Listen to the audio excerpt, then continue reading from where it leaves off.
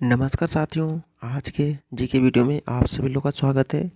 आज के GK video में हम लोग एसएससी एग्ज़ाम जीके क्वेश्चन को देखेंगे जो कि बहुत ही इम्पोर्टेंट रहने वाला है। तो चलिए आज के प्रश्न को शुरू करते हैं। पहला प्रश्न है, भारत में अंडमान और निकोबार तथा लक्षद्वीप सहित मुख्य भूमि के समुद्र तट की कुल लंबाई कितनी है? तो इसकी लंबाई होगी आपका option C 7516.6 kilometre.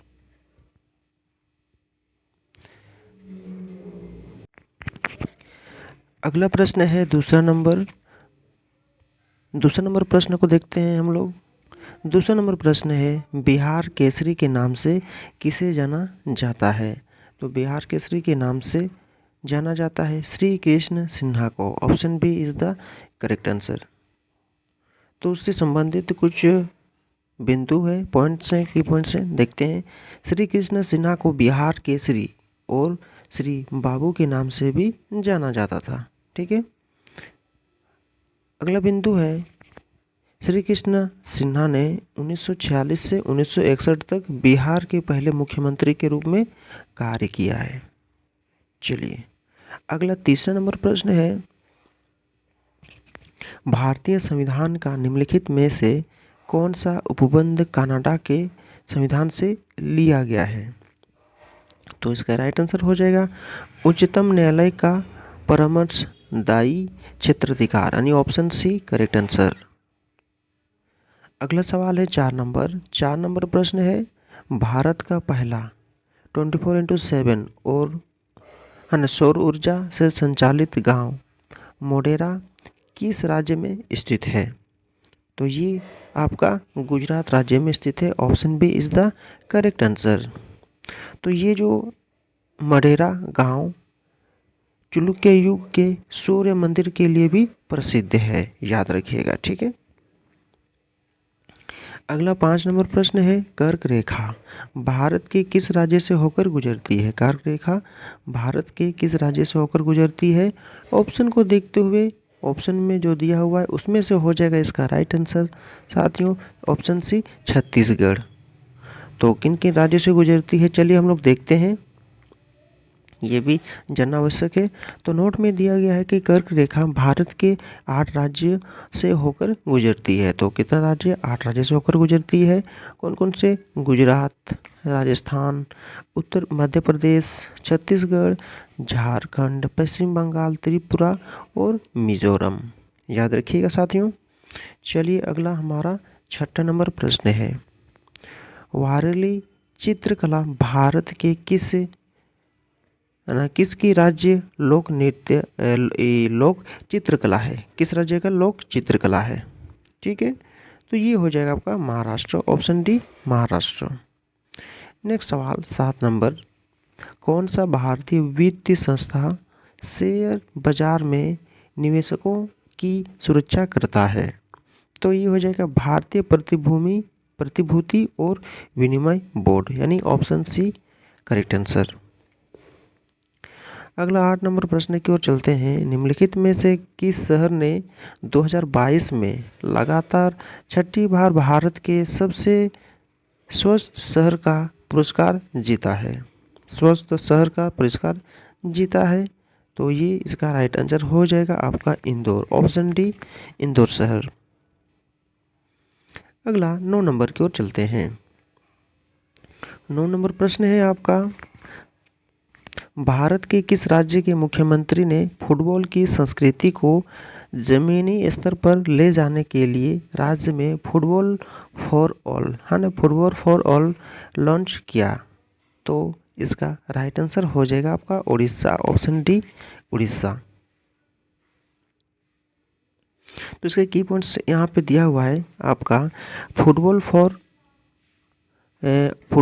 For all कार्यक्रम यानी फीफा द्वारा उड़ीसा में कलिंग इंस्टीट्यूट ऑफ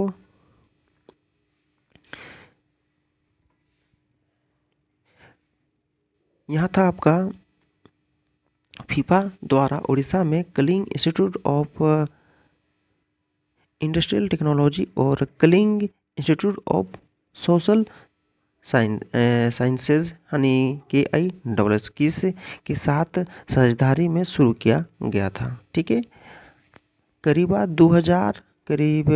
2000 स्कूलों में 43,000 से ज़्यादा फुटबॉल बच्चों को बांटी गई है। यह भारत में फीफा का पहला ऐसा कार्यक्रम था जिसका उद्देश्य स्कूली बच्चों के बीच फुटबॉल को बढ़ावा देना है। ठीक है, फुटबॉल को बढ़ावा देने के लिए उन्होंने 43,000 से ज़्यादा फुटबॉल बच्चों को बांटी गई है। ठीक है,